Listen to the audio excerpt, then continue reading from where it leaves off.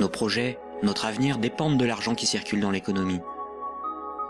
Pourtant, rares sont les citoyens, les politiciens, les décideurs sachant vraiment ce qu'est l'argent, d'où vient l'argent, qui fabrique l'argent. Beaucoup croient que l'argent est fabriqué par l'État, qu'ils ont réellement de l'argent sur leur compte, et que les banques prêtent l'argent de leurs déposants quand elles font crédit. Ces trois croyances sont fausses. La confusion règne au profit d'une finance mondialisée qui, de crise en crise, renforce son pouvoir de domination et détruit lentement nos démocraties, alors même qu'une infime proportion de la population mondiale n'a jamais accumulé autant de richesses. En partant de ce que tout le monde connaît, pas à pas, en employant les termes techniques, en illustrant chaque principe par des exemples simples, ce document vous donne les bases indispensables à la compréhension du système bancaire et monétaire, et met en perspective les crises financières et économiques qui ne cessent de s'aggraver depuis 2008. La monnaie est au cœur de nos économies. Elle en est le fluide qui permet les échanges des biens et des services. Les biens, ce sont les objets physiques qui ont un prix, comme de la nourriture, des outils, de l'immobilier, des objets de la vie courante, des véhicules, de l'électronique. Un service, c'est du temps que l'on consacre à réaliser quelque chose contre une rémunération. Les architectes, les médecins, les garagistes, les peintres, les avocats, les comptables vendent de leur temps, sous la forme de services. Les biens et les services sont achetés avec de la monnaie. Savoir qui crée la monnaie est donc indispensable pour comprendre comment le monde fonctionne. La monnaie prend plusieurs formes, qu'il faut bien distinguer. Sans la connaissance des diverses formes de monnaie et les mécanismes qu'elles impliquent, il est impossible de comprendre le système monétaire et bancaire, et plus globalement l'économie. Il y a la monnaie sous la forme de billets et de pièces de monnaie. On l'appelle la monnaie centrale corporelle. C'est celle que vous pouvez retirer au guichet ou au distributeur automatique de billets de votre banque. On peut la toucher, on peut partir avec, on peut physiquement la détruire. On l'appelle aussi monnaie manuelle, liquide ou espèce. Elle est fabriquée par la Banque centrale. En dehors de la Banque centrale, personne n'a le droit de fabriquer des billets et des pièces de monnaie.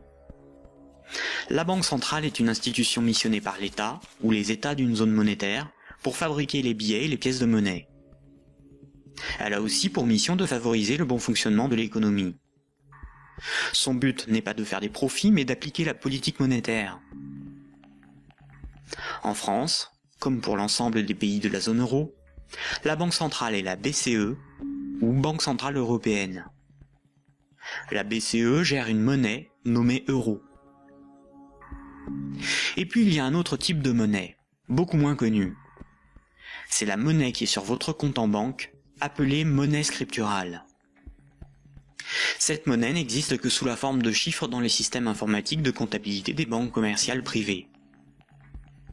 On l'appelle aussi monnaie secondaire. Les banques commerciales privées, appelées aussi banques de second rang ou banques secondaires, sont les banques des particuliers et des entreprises, comme la BNP, le Crédit Agricole ou la Société Générale. Ce sont des entreprises privées dont le but est le profit. Les banques commerciales privées sont les distributeurs des billets et pièces de monnaie. Ce sont des intermédiaires, des commerçants, qui font le commerce de la monnaie centrale. Elles ont développé un substitut à cette monnaie, qui est la monnaie secondaire ou monnaie scripturale privée. Elles réalisent la gestion des moyens de paiement tels que les chèques, les cartes bancaires, les virements et les prélèvements. Pour comprendre l'origine des différentes formes de monnaie, il faut comprendre pourquoi la monnaie a été créée et parcourir son histoire de l'Antiquité à nos jours.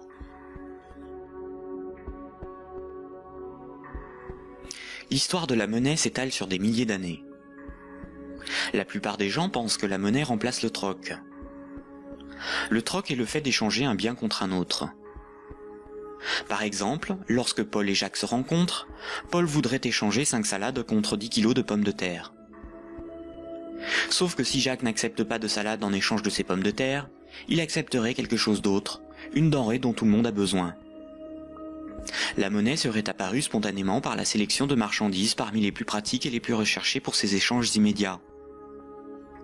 Dans un premier temps, le riz, l'avoine ou les animaux auraient été utilisés comme monnaie jusqu'à l'apparition de monnaies métalliques, d'or ou d'argent, forme ultime de monnaie. Le crédit ne serait apparu que plus tard, quand de la monnaie fut accumulée pour être prêtée à ceux qui en avaient besoin. Malheureusement, cette hypothèse n'a strictement aucune réalité historique. Les historiens ne cessent de le répéter. Ce n'est pas le troc qui apparut en premier, mais le crédit, c'est-à-dire la comptabilité des dettes, bien avant l'apparition de la monnaie. Le troc n'a pour ainsi dire quasiment jamais existé. Imaginons des paysans de l'Antiquité. Paul produit des salades qu'il récolte au printemps, et Jacques produit des pommes de terre qu'il récolte à l'automne. Jacques va emprunter 5 salades à Paul au printemps. Jacques doit l'équivalent de 5 salades à Paul. Ce n'est qu'à l'automne, 6 mois plus tard, que Jacques va le rembourser en lui donnant 10 kilos de pommes de terre. C'est la confiance qui permet ces échanges différés. On peut dire que Paul et Jacques se font confiance. Ils partagent un même principe moral qui est qu'une dette doit être honorée. Cela leur permet de se faire crédit. Quand Jacques demande des salades à Paul, il se sent redevable envers Paul. Jacques ne sera libre que quand il aura remboursé Paul des jours, des mois, des années plus tard, car il a une dette envers lui. Les hommes pouvaient se prêter des outils, des animaux, s'échanger des biens, mais aussi des services. Au-delà d'un certain volume d'échanges, la parole donnée ne suffit plus à garantir la confiance, il faut consigner par écrit. On invente l'écriture. Alors il faut apprendre à lire, écrire et compter. On invente l'école. Il faut aussi avoir confiance dans la quantité, mesurer ce que l'on échange. On invente les étalons et la métrologie. Enfin, il faut aussi avoir un arbitre en cas de litige. On invente les tribunaux. Les communautés prenaient une unité de compte virtuelle, ou un étalon, pour donner un prix aux biens et aux services qu'ils s'échangeaient. Si 5 salades valaient 10 unités de compte, alors quand Paul donnait 5 salades à Jacques, il lui devait 10 unités de compte. On a retrouvé nombre d'objets servant de registre de dette. Des bâtons, des boules d'argile, des papyrus, des bouts de tissu, des figurines. Parmi les plus anciens registres figurent des centaines de milliers de tablettes d'argile de l'époque sumérienne, où étaient tenus des comptes et consignés des dettes. Ces tablettes étaient gérées par des temples proches des marchés. Personne ne pouvait empêcher les hommes de se faire crédit. Les unités de compte nécessaires à donner un prix à ce qui s'échangeait n'étaient qu'indicatives. Il n'est pas nécessaire de se procurer ou d'acheter des centimètres à chaque fois que l'on mesure ce que l'on prête à autrui. Durant plusieurs milliers d'années, il n'y avait pas de monnaie, juste la comptabilité des dettes des uns et des autres, et des communautés entre elles. Ce n'est que beaucoup plus tard, environ 700 ans avant Jésus-Christ, que des souverains ou des castes régnantes ont imposé l'usage de monnaie comme moyen d'échange, sous la forme d'un objet dont ils s'attribuaient l'exclusivité de la production. Ils émettaient la monnaie, généralement des pièces d'or, d'argent ou de cuivre, payaient leurs soldats avec, et menaient des guerres pour conquérir de nouveaux territoires. Pour se procurer nourriture et équipement, les soldats imposaient par la force aux paysans et aux marchands cette monnaie comme paiement. Le pouvoir récupérait ensuite de cette monnaie lors de la perception des impôts. Comme tout le monde devait disposer de monnaie pour payer les impôts, elle devenait rapidement la monnaie officielle. Elle était acceptée comme paiement et elle se diffusait dans la communauté. Le pouvoir pouvait donc acheter nourriture, marchandises et richesses grâce à la monnaie qu'il produisait lui-même. Tant que l'on avait une dette, on n'était pas libre. On risquait de devenir l'esclave de son créancier ou d'être emprisonné si on ne s'acquittait pas de l'impôt. C'est la servitude pour dette. Et c'est pour ça qu'une monnaie employable pour payer une dette ou un impôt a un pouvoir libératoire. La monnaie a donc été créée par des castes régnantes, des souverains, pour extorquer une partie de la production des populations, vivre et s'enrichir sans travailler. C'est par ce principe que des empires se sont bâtis. Historiquement, le troc n'était pratiqué que durant les périodes de chaos et de conflits, lorsque la monnaie venait à manquer. Au Moyen-Âge, avec le développement du commerce, les métaux précieux comme l'or ou l'argent étaient devenus une monnaie internationale. Il était risqué de posséder et transporter ces métaux précieux. on risquait de se les faire dérober. À partir du XVIIe siècle, les marchands de Londres et de Stockholm commencèrent à confier la garde de leurs métaux précieux aux orfèvres, les négociants en métaux précieux. En échange, les orfèvres leur donnaient un reçu, un certificat de dépôt nominatif qui permettait à son détenteur de récupérer à tout moment son métal précieux. Lors des retraits, les orfèvres demandaient une petite somme pour le service de stockage rendu. Les boutiques des orfèvres devinrent des coffres fort bien gardés.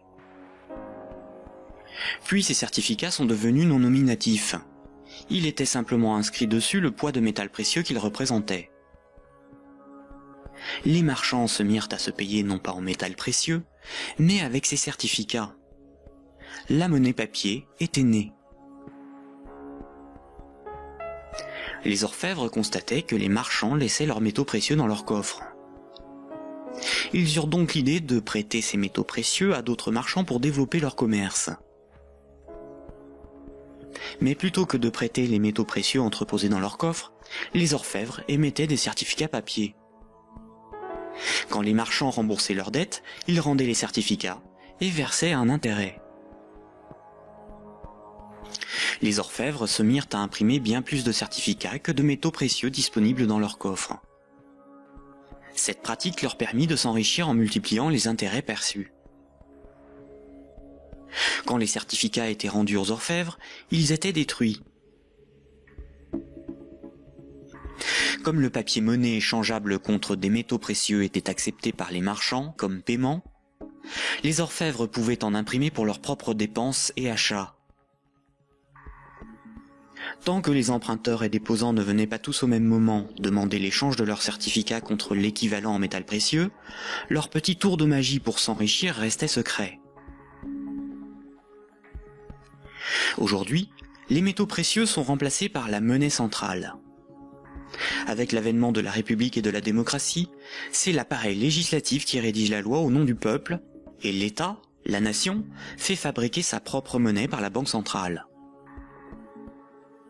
La loi dit que tout citoyen est obligé d'accepter non pas des métaux précieux, mais de la monnaie de l'État comme règlement d'une dette. C'est ce qui donne son cours légal à la monnaie de l'État. Cette monnaie est dite fiduciaire, du latin fiducia, qui veut dire confiance. Sa valeur est liée à l'assurance qu'on peut échanger des biens et services avec cette monnaie.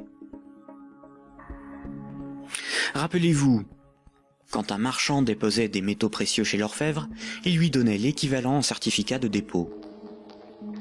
Plus tard, le marchand pouvait retourner chez l'orfèvre et récupérer ses métaux précieux contre ses certificats. Aujourd'hui, quand le client d'une banque dépose des billets sur son compte, la banque le crédite.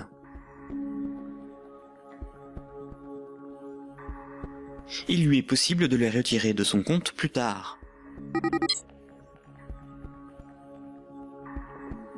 La monnaie secondaire, ou monnaie scripturale privée, est l'équivalent des certificats de dépôt des orfèvres. Tout comme le certificat de l'orfèvre est une reconnaissance de dette de l'orfèvre envers le marchand, un compte bancaire est une dette en monnaie centrale de la banque envers son client.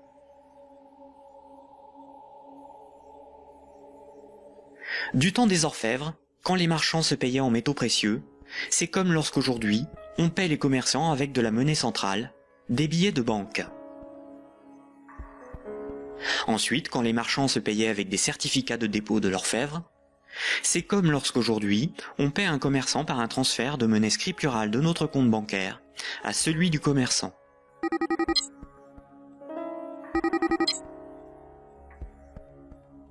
Rappelez-vous aussi que quand l'orfèvre faisait crédit, qu'il prêtait des métaux précieux, il émettait bien plus de certificats de dépôt que de métaux précieux disponibles dans ses coffres. Quand les marchands le remboursaient, il détruisait ces certificats. C'est la même chose aujourd'hui avec la monnaie scripturale privée. Quand une banque accorde un crédit, elle crée de la monnaie scripturale sur un compte à partir de rien. Et elle en crée bien plus qu'elle ne dispose de monnaie centrale dans ses coffres. Et quand son client rembourse son crédit, elle détruit la monnaie scripturale. C'est ce qu'on appelle la création monétaire et la destruction monétaire. La monnaie scripturale étant acceptée comme paiement, les banques peuvent aussi créer de la monnaie à partir de rien pour couvrir leurs dépenses et leurs achats. Les banques ont la possibilité de se faire crédit à elles-mêmes. On dit que les banques monétisent leurs dépenses. La monnaie centrale donne l'illusion au peuple que c'est l'État qui émet la monnaie, alors qu'en réalité, ce sont les banques commerciales privées qui ont ce privilège. Sans création monétaire par le crédit par les banques commerciales, il n'y aurait quasiment pas de monnaie en circulation. Les banques et les États sont comme les deux faces d'une même pièce. En effet, il faut d'abord que de la monnaie ait été créée par le crédit bancaire pour que l'État puisse en prélever par les impôts et les taxes. Et les banques ont besoin des États pour établir une législation protégeant ce privilège et faire appliquer cette législation par la justice et les forces de l'ordre. Nous allons détailler maintenant ces mécanismes bancaires et leurs nombreuses conséquences. Tout le monde a un compte en banque. C'est plus sûr et c'est plus simple que d'avoir chez soi une caisse remplie de billets de banque. Beaucoup de gens s'imaginent qu'un compte en banque est une boîte dans laquelle sont rangés des billets de banque. En réalité, la banque a une réserve unique de billets de banque et les comptes en banque n'ont aucune réalité physique. Ce sont juste des chiffres dans la comptabilité de la banque commerciale, ce sont des unités de compte.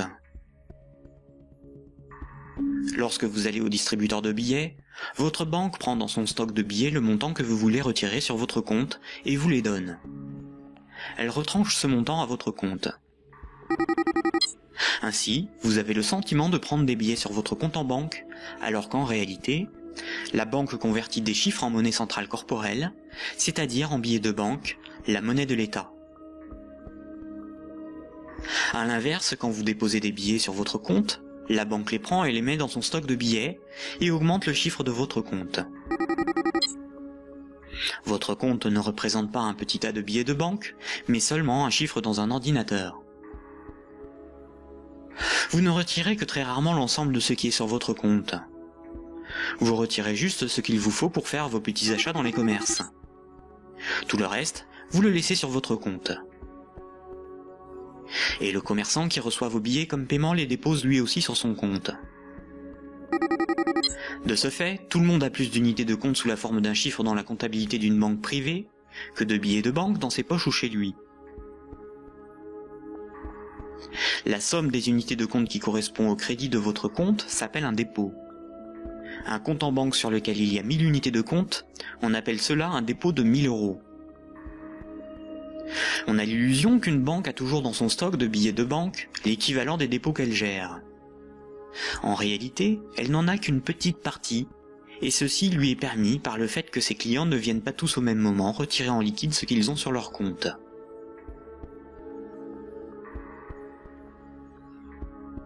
En Europe, la monnaie centrale est la monnaie qui a cours légal. C'est la monnaie officielle des États de la zone euro, dont l'État français. C'est la monnaie exigée par l'État pour le paiement des impôts et des taxes. La loi oblige les citoyens à accepter les billets de banque comme moyen de paiement, et elle sanctionne sévèrement ceux qui fabriquent de faux billets. En revanche, la monnaie inscrite au crédit d'un compte bancaire n'est qu'une reconnaissance de dette de la banque envers le détenteur du compte. Rien de plus. La loi impose aux banques commerciales privées de convertir ces unités de compte en billets de banque à votre demande. C'est pour cette raison que les banques commerciales appellent ces chiffres des euros. Les chiffres inscrits sur votre relevé de compte sont appelés euros, alors qu'en réalité, ce ne sont pas des euros. Ces unités de compte sont converties en euros au moment où vous les retirez de votre compte. Votre banque vous doit bien des euros, et c'est pour cette raison qu'il est marqué euros sur votre relevé de compte. Ces unités de compte sont tolérées par la loi comme moyen de paiement. Quand vous payez au moyen d'un chèque bancaire, d'une carte bleue ou d'un virement, vous réalisez un simple transfert d'un chiffre de votre compte à un autre. Tout ce qui sert de moyen de paiement est une monnaie. C'est pour cette raison que ces unités de compte sont appelées monnaie scripturale, monnaie secondaire ou monnaie scripturale privée. On peut dire que chaque banque a sa propre monnaie, car chaque banque a sa propre comptabilité, gère ses propres chiffres, ses propres unités de compte. Toutes les monnaies privées sont convertibles en monnaie centrale corporelle. Elles ont toutes la même valeur. Mais la monnaie scripturale d'une banque commerciale privée n'est garantie que par la banque elle-même. Une banque commerciale étant une entreprise comme une autre, elle peut faire faillite. Si elle fait faillite, elle ne peut plus garantir sa monnaie privée, et par conséquent les montants des comptes bancaires de ses clients. Les unités de compte sur les comptes bancaires peuvent tout simplement disparaître. Imaginons que vous ayez 10 000 € en billets de banque, c'est-à-dire en monnaie centrale corporelle, en monnaie de l'État. Vous avez confiance dans sa valeur, car vous avez confiance en l'État. Vous prenez ces 10 000 € et vous les déposez sur un compte au Crédit Agricole. En réalité, vous donnez cet argent à la banque qui les met dans son petit stock de billets et crédite votre compte. Le chiffre sur votre compte n'est qu'une reconnaissance de dette de 10 000 €. Ce sont des unités de compte privées, car la banque est maintenant propriétaire des 10 000 € que vous lui avez donnés, et qu'elle va probablement mettre dans un distributeur de billets pour que d'autres clients puissent retirer du liquide. La loi dit simplement qu'à votre demande, à tout moment, la banque est tenue de convertir les 10 000 unités de compte en billets de banque. Et ce que vous ne savez pas, c'est que la banque n'a qu'une petite partie des montants des comptes de ses clients sous la forme de billets de banque. Gardez à l'esprit que moins de 7% de la totalité de la monnaie en circulation est sous la forme de billets et de pièces de monnaie qui ont cours légal. Ce que vous avez sur votre compte, ce n'est qu'une promesse de remboursement en euros, et non de véritables euros. De nos jours, tout le monde paie des sommes de petite et grande taille sans jamais employer de billets de banque. La carte bancaire, la carte de crédit, les chèques bancaires, les prélèvements automatiques et les virements forment l'essentiel des procédés de paiement. Quand un client d'une banque veut transférer de l'argent à un autre client de la même banque pour le payer, que ce soit des entreprises ou des particuliers, la banque ne réalise qu'une manipulation de chiffres. Elle retranche au compte du client la somme à verser et l'ajoute au compte du destinataire. Aucun billet de banque n'est intervenu dans la transaction, et pourtant, les deux clients, en interrogeant leur banque, constatent bien qu'un transfert a été effectué. En revanche, quand un transfert doit être effectué entre les comptes bancaires de deux banques commerciales distinctes et concurrentes, la monnaie centrale intervient. Toutes les banques commerciales privées ont un compte à la banque centrale. Aucun particulier ni aucune entreprise ne peut avoir un compte à la banque centrale. Seules les banques commerciales et le trésor public, c'est-à-dire l'État, ont un compte à la banque centrale. La banque centrale réalise la comptabilité là aussi avec des chiffres dans des ordinateurs, et non pas des tas de billets de banque. Et cela pour des raisons purement pratiques. On appelle cette monnaie la monnaie centrale scripturale. Ces comptes sont en monnaie banque centrale ou monnaie centrale. Quand une banque commerciale a trop de billets, elle peut les déposer sur son compte à la banque centrale. Quand elle en a besoin pour alimenter ses distributeurs automatiques, elle demande à la banque centrale de lui convertir des euros scripturales en billets de banque. Généralement, on ne fait pas la distinction entre monnaie centrale scripturale et monnaie centrale corporelle, c'est-à-dire les billets de banque. On appelle la somme de la monnaie centrale, scripturale et corporelle, la base monétaire. Entre elles, les banques commerciales se paient en monnaie centrale. Les banques n'acceptent pour paiement des autres banques que de la monnaie centrale. Quand un client veut transférer de la monnaie scripturale de son compte vers celui d'un client d'une autre banque, la monnaie scripturale est convertie en monnaie centrale, puis transférée à l'autre banque, qui va encaisser cette monnaie centrale et créditer le compte du destinataire. Ainsi, les banques se paient entre elles en monnaie centrale, car la monnaie scripturale privée d'une banque n'a pas de valeur pour les autres banques. La comptabilité du Crédit Agricole n'a rien à voir avec la comptabilité de la Société Générale. Ce sont deux entreprises distinctes et concurrentes. Ce qui existe entre les banques et pour les banques, c'est uniquement la monnaie banque centrale. C'est celle qui a cours légal, c'est la monnaie de l'État. Quand un client d'une banque a 1 000 € sur son compte, la banque n'est pas riche de 1 000 €. Elle doit simplement 1 000 € en monnaie centrale à ce client. C'est un chiffre dans sa comptabilité. Ce qui fait la richesse de la banque, c'est ce qu'elle possède, comme des immeubles, des bureaux, des actions, des titres financiers, et la monnaie centrale qu'elle a sous la forme de billets de banque ou de monnaie centrale sur son compte à la banque centrale. En revanche, à tout moment, la banque peut devoir s'appauvrir de 1000 € si ce client les transfère sur un compte d'une autre banque, car cette autre banque veut être payée en monnaie centrale.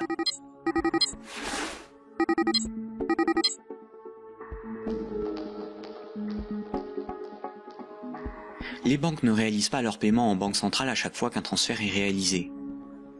Un bilan des échanges est fait tous les jours. On appelle cela la compensation. Cette compensation est calculée par une chambre de compensation. Une chambre de compensation gère un système informatique enregistrant un très grand nombre de comptes en banque et de transactions, afin de faire le bilan des échanges entre les organismes financiers, dont les banques. La chambre de compensation la plus connue est Clearstream, à cause de l'affaire politico-financière qui porte son nom. Imaginons deux banques. Un client de la première banque paie 10 € à un client de la seconde. Un client de la seconde paie 15 € à un client de la première. À la fin de la journée, la compensation calcule un différentiel de 5 € au profit de la première banque. Le paiement peut se faire directement par virement entre leurs comptes à la banque centrale. Quand une banque voit son compte débité à cause d'une compensation ou par un retrait au guichet par un client, on appelle cela une fuite. Elle s'appauvrit, car sa monnaie centrale fait partie de ses richesses. Imaginons une banque qui a 4 déposants qui ont chacun 25 000 unités de compte. On peut dire que la banque doit 100 000 € à ses clients. Imaginons que cette banque a 10 000 € sur son compte à la banque centrale. La banque est incapable de couvrir la fuite du montant total des comptes de ses clients. Elle est potentiellement en faillite, car 90 000 unités de compte de ses clients ne sont pas couverts par de la monnaie centrale. Seuls 10 000 € en billets peuvent être versés à l'ensemble de ses clients. C'est le principe de la couverture partielle des dépôts, appelé système à réserve fractionnaire. Si la totalité de ses clients viennent tous au même moment pour retirer leur argent, la banque fait immédiatement faillite. Quand tous les clients d'une banque viennent retirer tout leur argent, c'est ce que l'on appelle un bank run. Face à cette situation, les autorités ont mis en place un fonds en monnaie centrale en cas de faillite bancaire, le fonds de garantie des dépôts bancaires. En France, ce fonds se porte officiellement garant de 100 000 € maximum par compte bancaire. Malheureusement, la plupart des grandes banques gèrent des dépôts bien supérieurs à ce qu'il y a dans ce fonds. Le fonds est d'environ 2 milliards d'euros, alors que les banques françaises gèrent près de 1000 fois plus de dépôts en monnaie scripturale. Par conséquent, la faillite de quelques grandes banques du monde provoquerait la disparition d'une partie des dépôts bancaires de leurs clients. Le Trésor public, c'est la caisse de l'État. Le Trésor public a un compte à la Banque centrale. Le Trésor public encaisse toutes les taxes et impôts qui forment les recettes de l'État. Le Trésor public paie toutes les dépenses de l'État. Il paie les fonctionnaires, les investissements de l'État, ses infrastructures, ses frais de fonctionnement, ses fournisseurs. Quand vous payez vos impôts ou des taxes, vous les payez directement au Trésor public. Si un client d'une banque veut payer 1000 € au Trésor public, la banque convertit la monnaie scripturale privée en monnaie banque centrale et transfère cette monnaie centrale sur le compte du Trésor public. Le Trésor public n'accepte pour paiement que la monnaie centrale. Quand le Trésor public paie un de ses fournisseurs, il verse de la monnaie centrale à la banque commerciale privée qui en détient le compte, et celle-ci crédite le compte de l'entreprise bénéficiaire.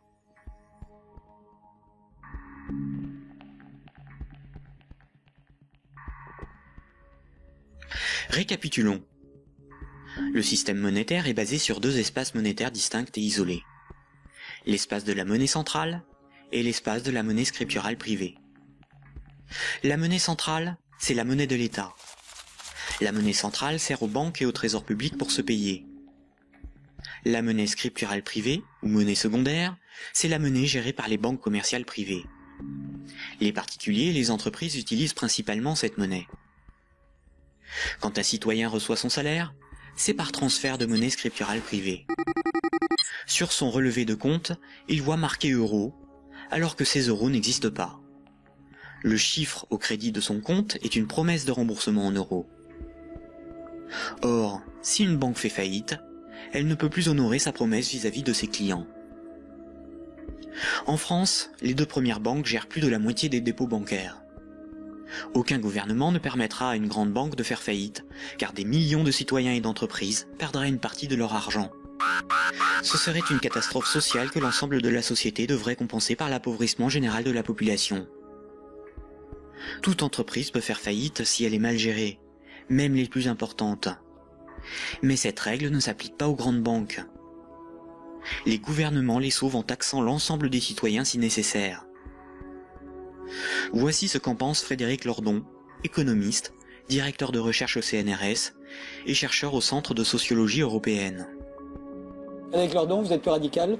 J'en ai peur. C'est-à-dire, il me semble que derrière toutes les argumentations techniques du monde, il y a une question préjudicielle qui est une question de principe.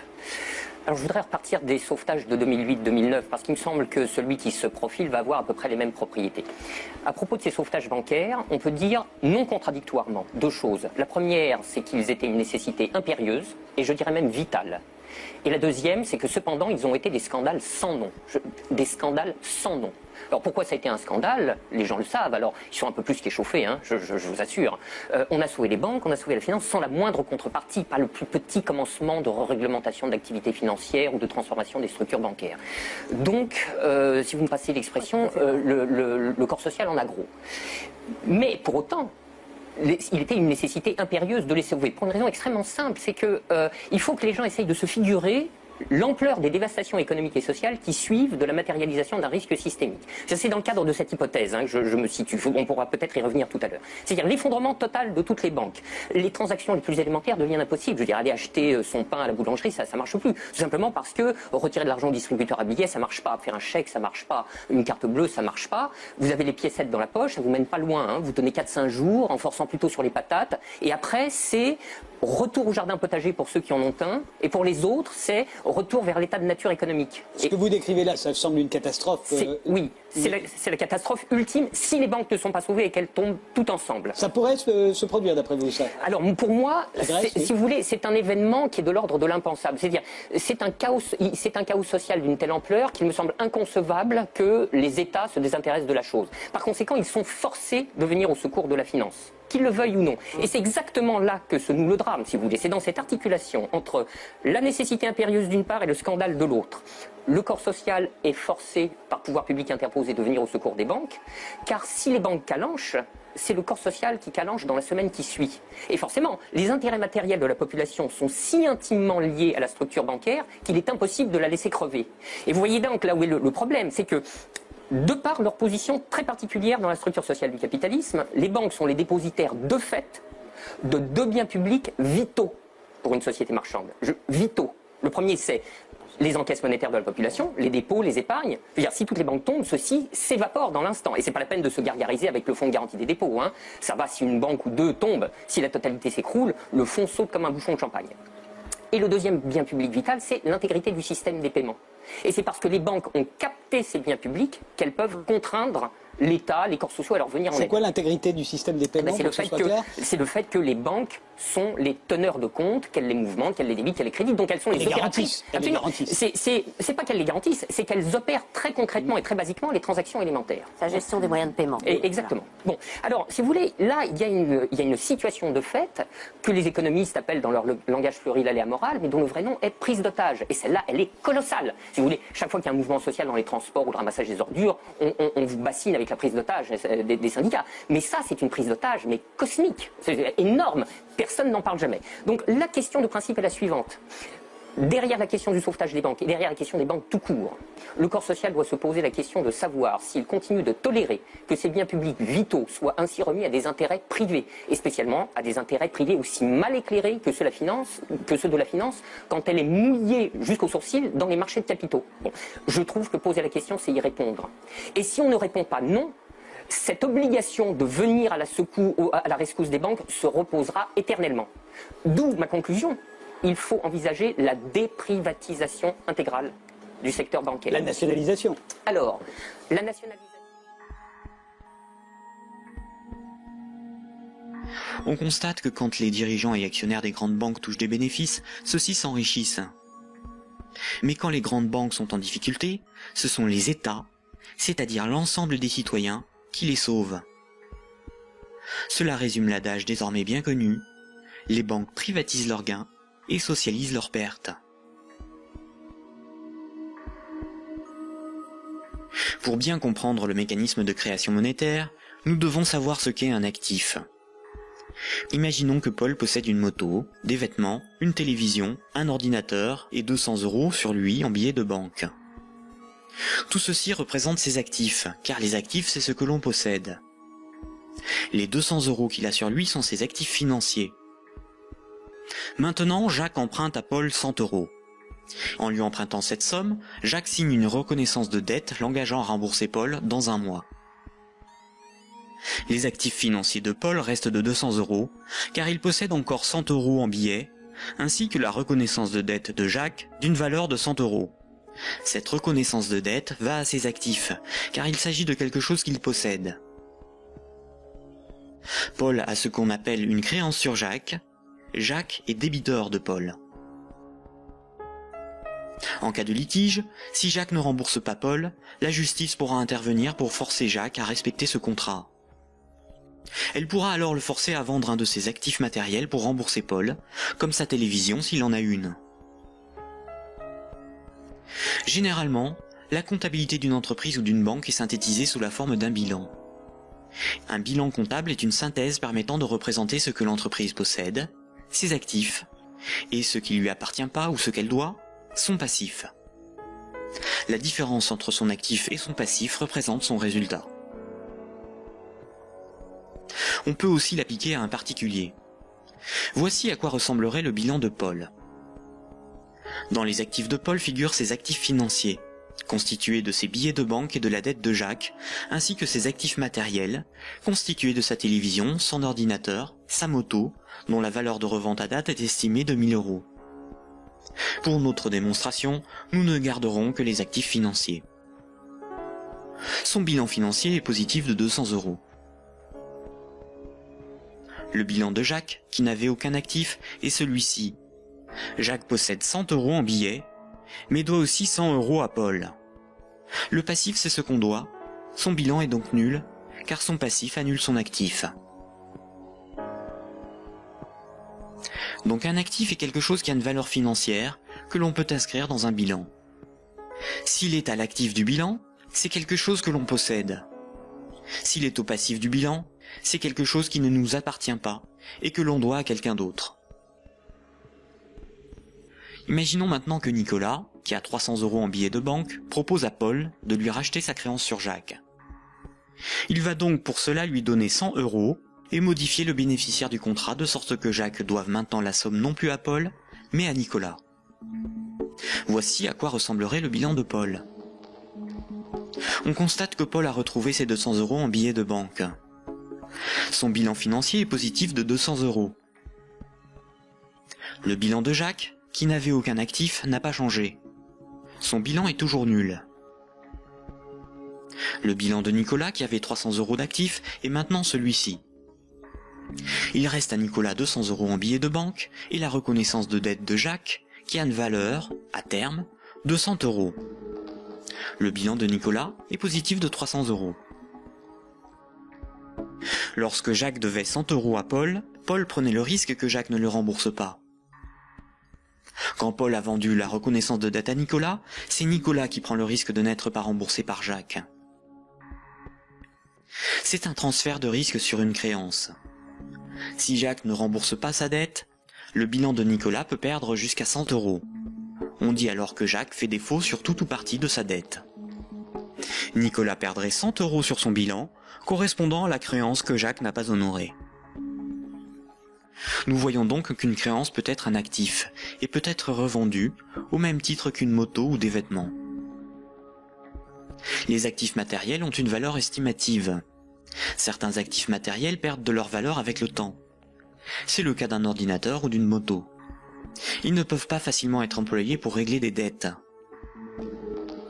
En revanche, les actifs financiers ont une valeur connue.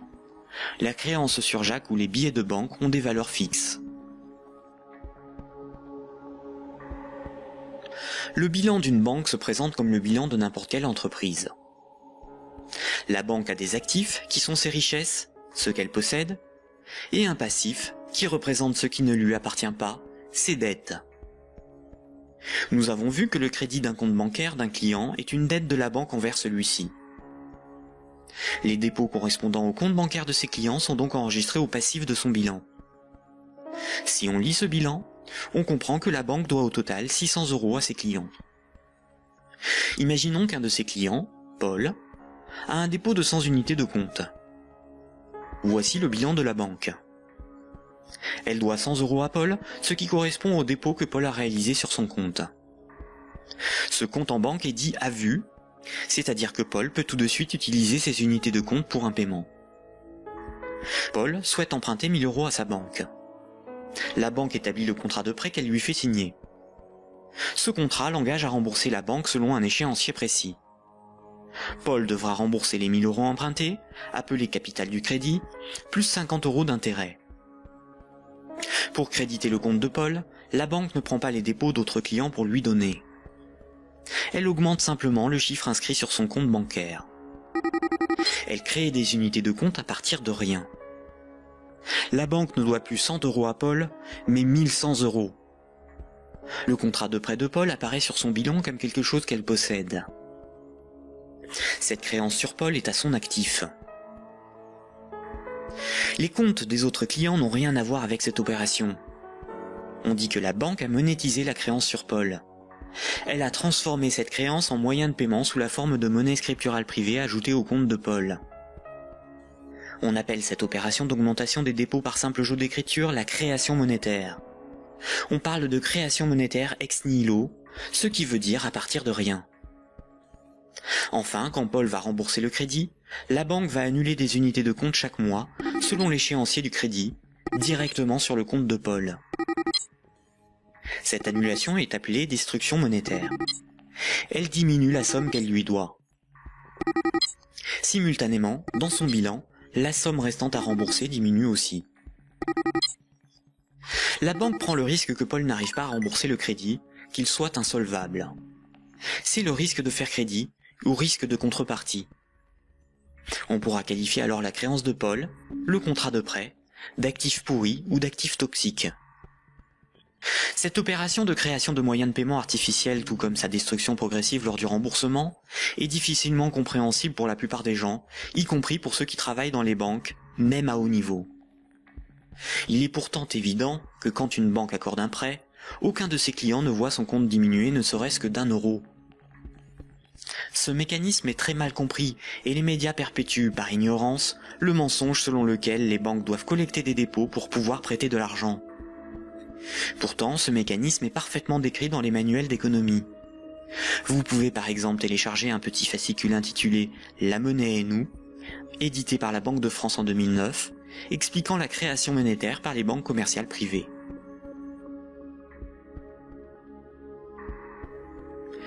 La création et la destruction monétaire peuvent être résumées par une simple phrase.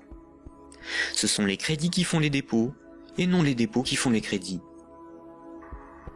Cette phrase permet de se rappeler que la totalité de la monnaie en circulation sur nos comptes en banque ou dans nos poches est créée par le crédit bancaire. Quand une banque accorde un crédit à un de ses clients, elle crée de la monnaie scripturale privée en augmentant le solde du compte de celui-ci. Elle ne crée pas des euros, mais des unités de compte convertibles en euros. Plus il y a de crédits accordés par les banques, plus il y a de dépôts, de billets et de pièces de monnaie. La totalité de la monnaie en circulation dans l'économie représente ce qu'il reste à rembourser des crédits contractés.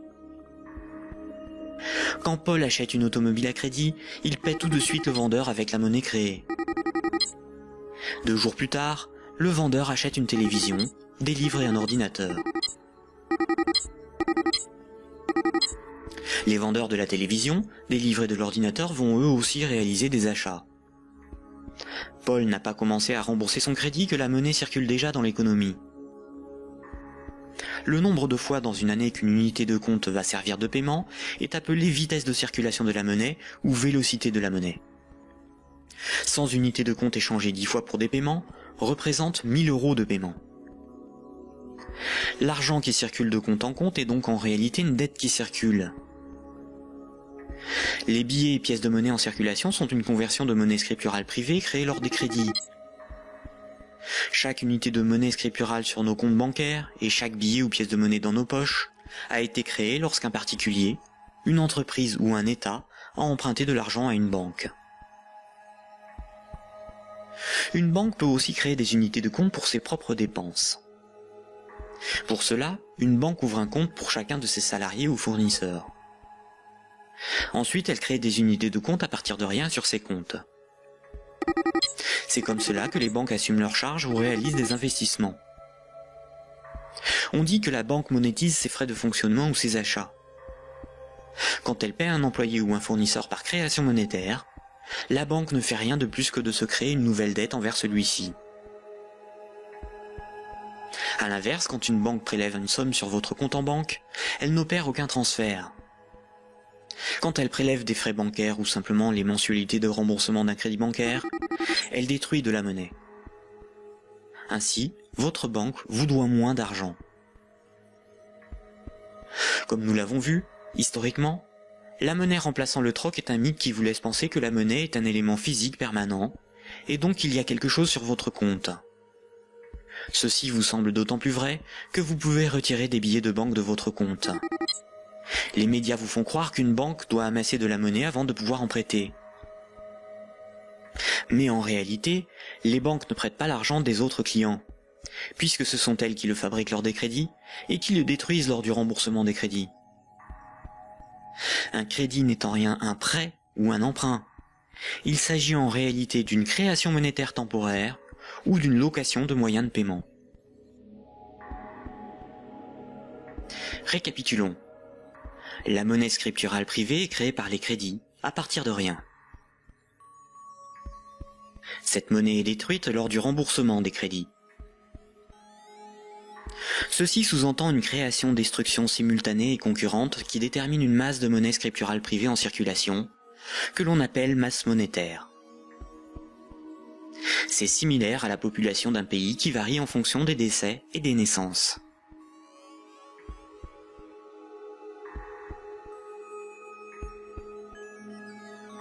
Trois citoyens et un banquier échouent sur une île déserte au beau milieu de l'océan. Ils s'organisent et décident de créer leur propre monnaie, qu'ils appellent euro.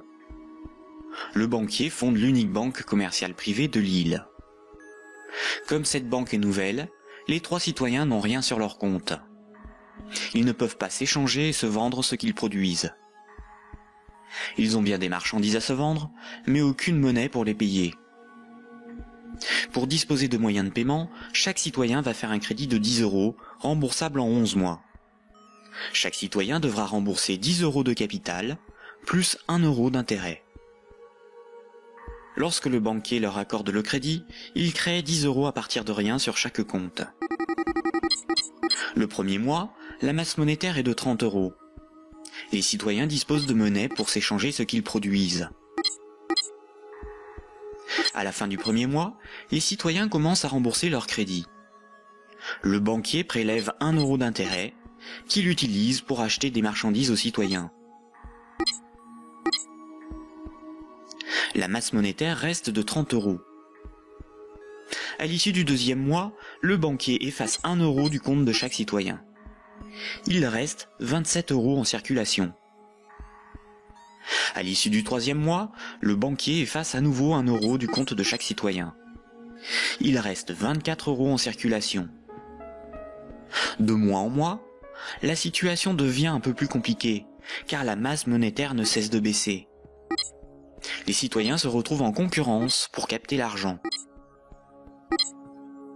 À l'issue du 11e mois, après une farouche concurrence entre les trois citoyens pour capter la monnaie restante, leurs comptes sont vides, car tout le monde a remboursé exactement ce qu'il avait emprunté à la banque.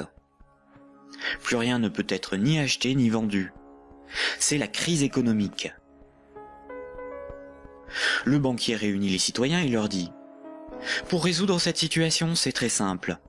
Vous n'avez qu'à m'emprunter à nouveau de l'argent. » Les citoyens acceptent. Ils font tous à nouveau un crédit de 10 €. À la fin du premier mois, le banquier prélève 1 € d'intérêt, qu'il garde pour lui car il a tout ce qu'il lui faut. Au fil des mois, le banquier supprime les euros correspondant au remboursement des crédits. Comme les intérêts n'ont pas été dépensés par le banquier, c'est au bout du 10e mois seulement que les comptes des 3 citoyens sont vides. Il n'y a plus de monnaie en circulation, et pourtant il manque 3 euros pour rembourser la totalité de leur crédit. Le banquier réunit les citoyens et leur dit « Il y a une manière très simple de repousser le moment où vous serez à zéro sur vos comptes. Vous n'avez qu'à m'emprunter régulièrement de l'argent, bien avant que la masse monétaire ne baisse trop et que l'économie ne s'arrête. Et pour compenser les intérêts que je ne dépense pas, il vous suffit de m'emprunter à chaque fois quelques euros de plus. » Les citoyens acceptent. Désormais, ils sont en permanence endettés, sinon la monnaie disparaît et l'économie s'arrête. Ils appellent cela la croissance. Mais comme ils sont endettés, ils se mettent à produire toujours plus pour rembourser le banquier, bien au-delà de leurs besoins réels. Ils ne produisent pas pour avoir de quoi se vêtir, se nourrir ou se loger. Ils produisent pour avoir l'argent nécessaire pour rembourser leur crédit. L'argent est devenu le moteur de leur vie, et non ce dont ils ont besoin pour vivre. Ce système permet au banquier de ne rien produire. Il passe son temps à gérer ses comptes, à créer de la monnaie puis à la détruire. Avec la monnaie qu'il fabrique, il achète ce dont il a besoin aux citoyens. Rapidement, les ressources naturelles de l'île viennent à manquer. Il n'y a plus de bois, plus de gibier, plus d'eau, plus de terre pour produire toujours plus. La croissance a épuisé les ressources naturelles et détruit l'environnement. Cette petite histoire met en valeur de réalités tout à fait surprenantes. D'une part, les sommes dues aux banques sont globalement supérieures aux sommes disponibles pour les rembourser. D'autre part, si tout le monde remboursait ses dettes, il n'y aurait quasiment plus de monnaie en circulation dans le monde. Tous les comptes seraient vides, tous les billets et pièces de monnaie disparaîtraient. Le système monétaire fonctionne comme un système pyramidal. Pour payer les crédits en cours de remboursement, il faut que de nouveaux crédits soient accordés. Sinon, la monnaie se raréfie et certains emprunteurs sont dans l'incapacité de rembourser leurs crédits.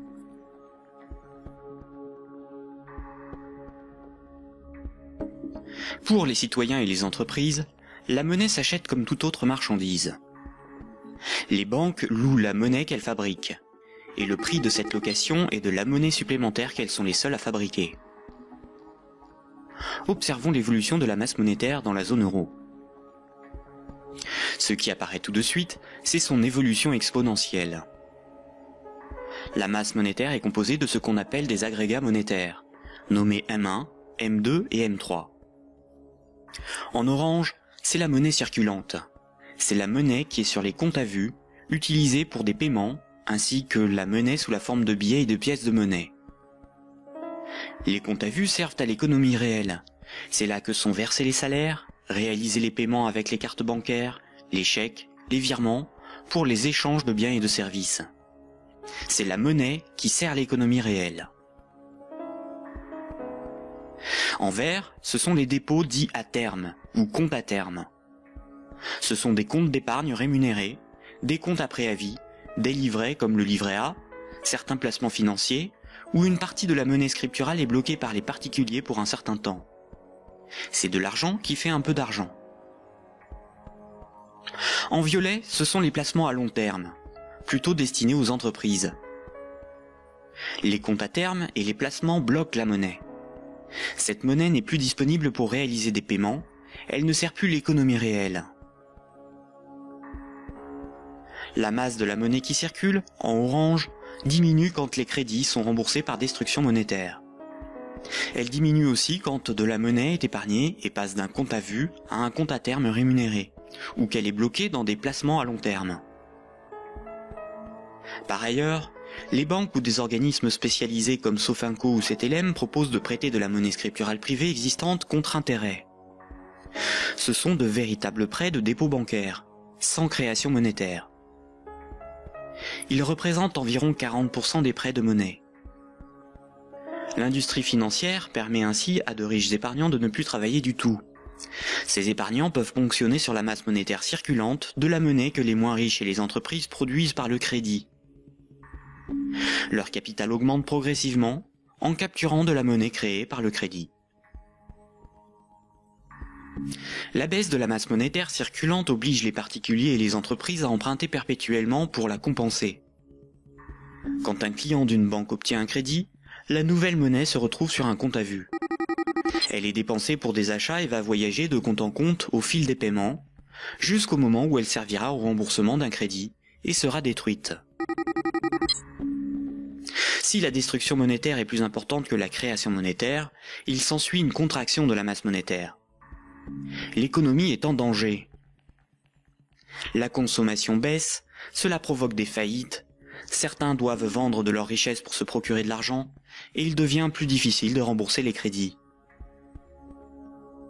Et si les emprunteurs n'arrivent plus à rembourser leurs crédits, ce sont les banques qui se retrouvent en difficulté. Les économistes et les politiciens sont condamnés à appeler de leur vœu la relance de la consommation pour assurer une demande de crédit perpétuelle. Car sans crédit, la monnaie disparaît. Rappelez-vous, tous les jours, la compensation calcule ce que les banques commerciales privées se doivent. Les banques règlent leurs dettes en monnaie centrale. Quand une banque se procure de la monnaie centrale, on appelle cela le refinancement. Elles ont plusieurs possibilités. Elles peuvent demander à la banque centrale un crédit en monnaie centrale. Pour cela, elles déposent des titres financiers en garantie, par exemple des obligations d'État, et la banque centrale crédite leur compte. C'est à ce moment-là que la monnaie centrale est créée. Le taux d'intérêt qu'applique la banque centrale lors de ces crédits est appelé taux directeur. Cette monnaie centrale peut être convertie en billets de banque. Mais la plupart du temps, les banques commerciales privées se prêtent entre elles de la monnaie centrale ou se font crédit. Elles peuvent pour cela se faire confiance ou se donner là aussi des titres financiers comme garantie. C'est ce qu'on appelle le marché interbancaire. Comme toutes les banques se font crédit, se prêtent de la monnaie centrale ou des titres financiers, cela fait qu'elles sont toutes liées les unes aux autres. Si une grande banque fait faillite et qu'elle ne rembourse pas ce qu'elle avait emprunté aux autres banques, ce sont toutes les autres banques qui font faillite par effet domino. En 2008, les dérives du système financier ont provoqué une crise de liquidité dans le système bancaire. La crise de liquidité fait que les banques n'arrivent plus à régler leurs dettes, à se procurer de la monnaie centrale ou à se faire crédit. Les banques ont alors cessé d'accorder des crédits. L'évolution normale de la masse monétaire aurait dû être celle-ci. Malheureusement, la crise bancaire a stoppé la progression de la masse monétaire et s'est transformée en crise économique. Les États ont dû sauver les banques de la faillite. Mais le véritable coût de la crise financière est l'explosion de la dette des États pour éviter une aggravation de la crise, des milliers de faillites d'entreprises, des millions de nouveaux chômeurs. À l'avenir, une partie des dépôts bancaires pourrait être supprimée pour sauver les banques. Ainsi, les banques doivent moins d'argent à leurs clients, ce qui équilibre leur bilan. C'est ce qui s'est passé à Chypre en 2013. À partir de 2009, certaines banques centrales ont créé et donné des milliards en monnaie centrale aux banques commerciales pour faciliter le règlement de leurs dettes et ainsi leur éviter la faillite et relancer le crédit. C'est ce qu'on appelle des politiques d'assouplissement quantitatif ou quantitative easing. Cette monnaie centrale nouvelle pourrait être représentée sur ce graphique en tant que M0, appelée aussi base monétaire. Plutôt que d'accorder des crédits aux entreprises et aux particuliers avec une rentabilité incertaine, les banques commerciales privées ont utilisé cette monnaie centrale pour spéculer et acheter de la dette souveraine. Ainsi, d'une manière totalement artificielle, les bourses n'ont cessé de monter, la finance de s'enrichir et les États de s'endetter. Puisque pour rembourser les crédits passés, il faut que de nouveaux crédits soient accordés, on comprend mieux pourquoi les politiques d'austérité et de désendettement sont un suicide économique. Le crédit permet aux particuliers et aux entreprises d'acquérir des biens réels et à l'économie de se développer. La masse monétaire augmente. Une politique d'austérité provoque une contraction de la masse monétaire, condamnant à la faillite certains emprunteurs, qu'ils soient des particuliers, des entreprises ou des États. Les banques de ces emprunteurs peuvent saisir leurs maisons, leurs machines, leurs stocks. Les États doivent privatiser les services publics pour rembourser les marchés financiers. La baisse de la masse monétaire provoque la rareté de la monnaie, et cette rareté provoque in fine des transferts de richesses réelles des débiteurs vers la minorité des créanciers, notamment les banques. C'est similaire au processus organisé par l'Occident vis-à-vis des pays en voie de développement. On endette ces pays pour qu'ils nous achètent des infrastructures, des machines, des moyens de production, via des prêts du FMI et de la Banque mondiale. Incapables de rembourser les crédits, leur faillite permet de saisir les ressources naturelles ou même ceux qu'ils ont achetés grâce à ces crédits. Le PIB d'un pays, c'est approximativement la somme des revenus dans ce pays en une année. Dans la zone euro, la dette des États représente 90% du PIB. Et les dettes du secteur privé représentent 160% du PIB. En d'autres termes, pour rembourser toutes les dettes, il nous faudrait travailler 2 ans et demi en donnant tous nos revenus aux banques et aux marchés financiers. Or, si on remboursait toutes nos dettes, il n'y aurait plus de monnaie en circulation. Ce système pyramidal de dette n'est viable que dans un équilibre précaire, car la capacité des emprunteurs à rembourser leurs crédits dépend de la capacité d'autres emprunteurs à contracter de nouveaux crédits.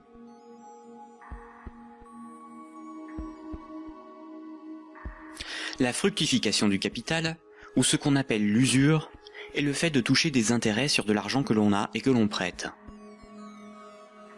Imaginons un pays où 10 citoyens ont tous 10 euros. Si l'un d'eux prête ces 10 euros avec 10% d'intérêt, il va lui être remboursé 11 euros. S'il le fait 10 fois, les autres citoyens de ce pays auront perdu chacun 1 euro.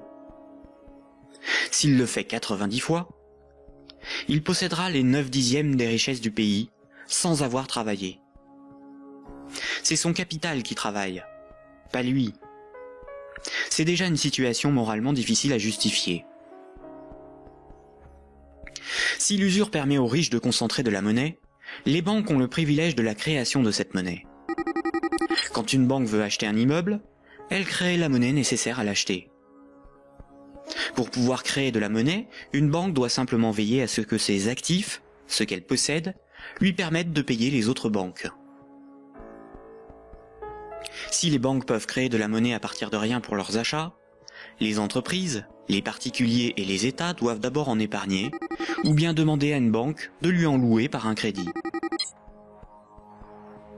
Voici ce que Maurice Allais, prix Nobel d'économie en 1988, disait de la création monétaire ex nihilo. Dans son essence, la création de monnaie ex nihilo actuelle par le système bancaire est identique, je n'hésite pas à le dire pour bien faire comprendre ce qui est réellement en cause, à la création de monnaie par les faux monnayeurs, si justement condamnée par la loi. Concrètement, elle aboutit au même résultat. La différence est que ceux qui en profitent sont différents et autorisés à le faire. Les banques sont des entreprises à but lucratif. Elles ont des actionnaires, leur but est l'enrichissement.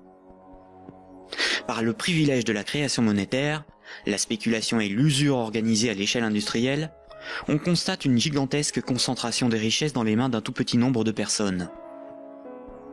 Quand on parle de richesse, il ne faut pas penser à de l'argent, mais à de l'immobilier, des infrastructures, des propriétés, des entreprises, bref, ce qui a réellement de la valeur. Des chercheurs suisses ont extrait d'une base de données de l'OCDE un groupe de 147 entreprises financières qui ont le contrôle des 20 000 plus grandes entreprises du monde. Et un plus petit groupe forme le noyau dur de ces maîtres du monde. Sans surprise, les banques, et plus globalement le monde de la haute finance, notamment anglo-saxonne, contrôlent directement ou indirectement la plupart des grandes entreprises du monde. 1% de la population possède 46% du patrimoine mondial. Ce mouvement de concentration des richesses s'est accentué dans les années 70. Le néolibéralisme consacre la loi du marché comme dogme économique. Il prône la libre circulation des capitaux, des marchandises et des personnes à l'échelle mondiale, et une concurrence libre et non faussée. L'efficience des marchés serait l'avenir de l'homme. Dans cette perspective, les États sont des obstacles à la dérégulation financière. Avant les années 70, l'État français pouvait se financer à taux fixe et avantageux par un dispositif appelé le circuit du trésor. La Banque centrale pouvait faire des avances significatives à l'État. À partir des années 70, ce dispositif a été démantelé. Les États ont été obligés de se financer sur les marchés financiers, avec un taux variable en fonction de l'offre et de la demande. Par ailleurs, l'industrie financière organise la fuite des bénéfices et fortunes dans les paradis fiscaux. Pour le seul État français, le manque à gagner sur les recettes fiscales est estimé entre 50 et 80 milliards d'euros chaque année, soit plus que les recettes de l'impôt sur le revenu. En d'autres termes, l'État est contraint d'emprunter aux marchés financiers, c'est-à-dire aux banques et aux clients des banques, ce qu'elle ne leur prend pas sous la forme d'impôts et de taxes, et de leur payer pour cela un intérêt supplémentaire. Sans les intérêts imposés par les marchés financiers, l'État français n'aurait pas dû payer plus de 1500 milliards d'euros d'intérêts en 30 ans. La totalité de l'impôt sur le revenu est consacrée au seul remboursement des intérêts de la dette. Si les financiers prêtent aux États, c'est parce que les États ont le droit de lever autant d'impôts que nécessaire pour les rembourser, et d'utiliser la justice et les forces de l'ordre pour faire payer les contribuables. La création monétaire est aussi appelée planche à billets, même quand il s'agit de monnaie scripturale privée créée par le crédit. C'est un terme péjoratif faisant référence à l'impression de billets de banque par l'État. Ce terme est parfois employé par certains économistes de manière démagogique, pour induire en erreur quant aux responsabilités de la création monétaire et de l'inflation. L'inflation, c'est la hausse générale des prix. Une même baguette de pain vaut 1,30 € en 2013, alors que 10 ans plus tôt, elle valait 50 centimes. L'inflation est due au rapport entre la création monétaire et la création des richesses réelles. Si on crée plus de monnaie que de biens et services à vendre, les prix vont augmenter. La déflation, c'est l'inverse. C'est la baisse générale des prix. Si on crée des biens et services à vendre, et qu'on ne crée pas de monnaie pour les acheter, la monnaie va manquer et les prix vont baisser. L'hyperinflation est une inflation excessive des prix, supérieure à 12 500% par an.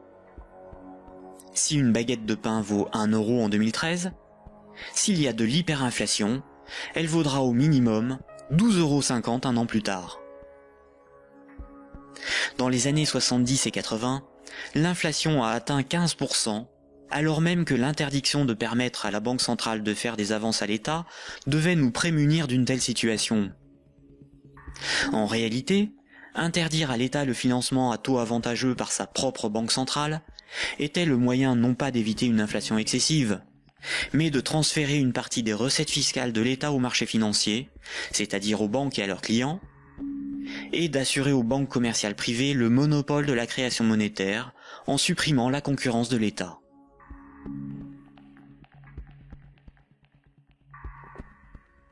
Voici ce qu'on pouvait lire en 1924, avant la Grande Dépression de 1929, dans le magazine de l'Association des banquiers des États-Unis. Le capital doit assurer sa propre protection par tous les moyens possibles, grâce à la coalition et à la législation. Les dettes doivent être collectées et les hypothèques exercées le plus rapidement possible.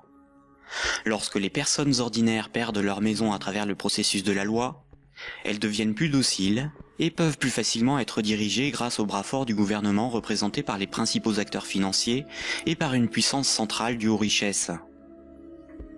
Ces vérités sont bien connues de nos principaux intervenants, qui s'appliquent désormais à créer un impérialisme permettant de gouverner le monde. En divisant les votants grâce au système de partis politiques, nous les manipulons afin qu'ils dépensent toute leur énergie pour des problèmes n'ayant aucune importance. C'est donc grâce à une action discrète que nous garantirons la pérennité de ce que nous avons si bien planifié et accompli. Rappelez-vous, dans l'Antiquité, la monnaie physique a été inventée par des souverains pour lever des armées, conquérir de nouveaux territoires et instaurer une dépendance des peuples à la monnaie par la levée des impôts. Toutes les dettes devaient être réglées avec la monnaie du souverain. Cela lui permettait d'acheter les richesses aux populations avec la monnaie qu'il fabriquait lui-même. Une seule et même organisation gérait la fabrication de la monnaie, les armées, la législation, la justice et les forces de l'ordre. Aujourd'hui encore, la monnaie reste un instrument de domination et un élément clé de la géopolitique. Le siècle dernier a été celui du dollar américain. Le dollar américain est de loin la monnaie la plus répandue sur Terre. Le budget militaire américain est égal aux dépenses militaires de tous les autres pays réunis. Tous les ans, ce budget est voté par le Congrès et généreusement financé par la Banque fédérale américaine. Fondée en 1913, la Banque fédérale américaine est une banque privée et non une institution publique. La force militaire permet aux États-Unis d'assurer le statut de monnaie de réserve mondiale au dollar américain et de l'imposer dans le commerce international. Avant les attentats du 11 septembre 2001, les pays clés indépendants du système monétaire anglo-saxon étaient l'Afghanistan, l'Irak, le Soudan, la Libye, la Syrie, Cuba, la Corée du Nord, la Somalie et l'Iran. Les États-Unis et leurs alliés ont attaqué l'Afghanistan, l'Irak et la Libye. En Libye, une banque centrale opérationnelle a été créée par les soi-disant rebelles avant même que la guerre ne soit finie. Le colonel Kadhafi, Saddam Hussein et Kennedy ont en commun d'avoir défié la domination du dollar américain du cartel de banques privées qui dirige la Banque fédérale américaine. Aujourd'hui, les banques centrales sont indépendantes de tout pouvoir politique et sont coordonnées à l'échelle mondiale par la Banque des banques centrales, la BRI, Banque des règlements internationaux, située à Bâle en Suisse. Ce n'est pas une institution publique, elle n'a aucun mandat. Ses membres ne sont pas élus, et pourtant c'est probablement le cœur du futur gouvernement mondial. L'application de la loi par les tribunaux, les forces de l'ordre, l'armée, sont comme des services assurés par les États à la corporation bancaire, qui contrôle aussi les plus grandes entreprises du monde. La propagande et la guerre permettent d'étendre la zone d'influence des monnaies, et donc le pouvoir de ceux qui en contrôlent la production. Sans la création monétaire par les banques commerciales privées, l'économie ne pourrait pas se développer, et le financement des États par les impôts et les taxes ne serait pas possible. Par cette dépendance, les intérêts de la corporation bancaire sont aussi ceux de la classe politique. Mayer Amschel Rothschild, célèbre banquier du XVIIe siècle, considéré comme le père de la finance internationale, a triomphalement déclaré ceci: « Donnez-moi le droit d'émettre et de contrôler l'argent d'une nation, et alors peu m'importe qui fait ses lois. » Est-ce vraiment le peuple qui a le pouvoir? Démocratie veut dire le pouvoir au peuple. En grec, démos c'est le peuple et kratos c'est le pouvoir. Dans un état de droit, celui qui établit les lois a le pouvoir. En démocratie, c'est le peuple qui écrit et vote les lois. Une aristocratie, c'est le pouvoir au meilleur. En grec, aristos, c'est le meilleur, et kratos, c'est le pouvoir. En aristocratie, ce sont les meilleurs qui ont le pouvoir et établissent les lois. Une oligarchie, c'est le pouvoir à un petit nombre. Oligos, c'est un petit nombre. En oligarchie, c'est un petit nombre qui a le pouvoir. En France, nous sommes sous un régime dénommé gouvernement représentatif. Tous les 5 ans, on demande au peuple d'élire ses représentants parmi un groupe d'hommes politiques, dénommé classe politique. Les représentants écrivent et votent les lois, pas le peuple. Nous sommes donc dans une oligarchie. Historiquement, le terme de démocratie pour désigner le gouvernement représentatif a été employé dans les années 1830 pour tromper l'opinion publique et faire croire au peuple qu'il a le pouvoir. Ce mensonge perdure encore de nos jours. Si nous étions en démocratie, nous voterions nous-mêmes les lois, par des votations ou des référendums, et nous pourrions aussi en écrire, en proposer. En France, les représentants du peuple sont des politiciens de carrière, pour beaucoup fonctionnaires et issus de classes supérieures, âgés de 60 ans en moyenne. Ils ne sont en rien représentatifs du peuple français. Une fois les représentants élus parmi l'oligarchie de la classe politique, les électeurs n'ont aucun contrôle sur la politique menée et la législation établie. Les représentants votent selon leurs opinions, leurs intérêts, leur complicité ou leur carrière politique. Ils sont la cible de groupes d'intérêts qui influencent leur vote. Les textes de loi sont dans 9 cas sur 10 rédigés par de hauts fonctionnaires non élus. Donner le pouvoir à un groupe d'hommes issus d'une oligarchie, ce n'est pas avoir le pouvoir, c'est désigner ses maîtres. Les partis politiques, apparus dans les années 1840, étaient un moyen de canaliser l'insatisfaction des électeurs dans des oppositions et des conflits sans conséquences. Car si les lois étaient votées par le peuple, ce qui définit la démocratie, il n'y aurait pas de manifestations, pas de grèves, pas de mécontentement ou de troubles sociaux. Le peuple serait souverain. Durant la Révolution, les riches avaient bien plus à perdre que les pauvres. Voltaire, figure emblématique des Lumières, disait ceci: « Un pays bien organisé est celui où le petit nombre fait travailler le grand nombre, est nourri par lui, et le gouverne. » Si le pouvoir était donné au peuple, il aurait défendu ses intérêts propres au détriment de la minorité des riches, des notables et des banquiers. Écoutons le philosophe Alain Badiou parler de la démocratie actuelle. Alain Badiou, c'est ce que nous avons trouvé de moins mauvais pour choisir nos dirigeants. Oh, la théorie du moins mauvais, ça, vous savez, la théorie du moins mauvais ne peut pas impressionner le philosophe que je suis. Hein. Elle a beaucoup servi pour justifier le pire. Le moins pire par rapport au plus pire, par exemple. C'est Churchill qui a inventé cette histoire, qui a consisté à dire que la démocratie, c'était le pire de tous les régimes, à l'exception de tous les autres. Il avait raison? Eh ben non, il n'avait pas forcément raison. Pourquoi aurait-il eu raison? Parce que si la démocratie, on peut vivre. Mais il se peut que le meilleur régime politique soit à venir, qu'il dépende d'une invention de l'humanité. Après tout, vous savez, pendant des millénaires, ce à quoi nous assistions, c'était à des théocraties, à des régimes extraordinairement tyranniques et oppressifs. Ils ont duré bien plus longtemps que votre démocratie, bien plus longtemps. Donc cette démocratie, c'est peut-être tout simplement une sorte de petit intervalle dans l'histoire. Surtout que elle ne marche que là où le capitalisme est déchaîné. Hein. Ça, c'est un fait. Hein. Le régime parlementaire démocratique, je le constate, c'est un fait. Il n'existe comme régime installé, consensuel, conséquent, que là où l'économie capitaliste s'est développée. Et quand l'économie capitaliste commence à flancher, ce type de représentation politique se sent aussi un peu malade. C'est là où on en vient au cœur de votre pensée. Un tout petit moment d'explication. Vous êtes, Alain Badiou, un de ceux qui avaient revendiqué le mot communisme, alors même que les régimes communistes ou étiquetés communistes étaient effondrés. Vous aspirez à un régime politique qui serait placé sous le signe de l'égalité. Tout votre livre, hein, toute la République de Platon, tourne autour de cette idée. La cité idéale, c'est la cité de l'égalité, la cité de l'idée juste, donc du communisme. Et quand vous nous dites, pour moi, le capitalisme, c'est l'équivalent de la démocratie, là est la racine de votre rejet de la démocratie, je ne vous trahis pas. De cette démocratie-là, parce que je n'accepterai pas de dire que je rejette la démocratie. Vous avez parlé tout à l'heure d'une illusion démocratique, mais la démocratie que nous connaissons aujourd'hui, c'est elle qui est l'illusion démocratique. Parce que personne, dans le débat politique français ou étranger, dans les pays démocratiques, ne veut abolir le capitalisme. C'est ça le sujet. C'est pas exactement ça. C'est un petit peu plus précis.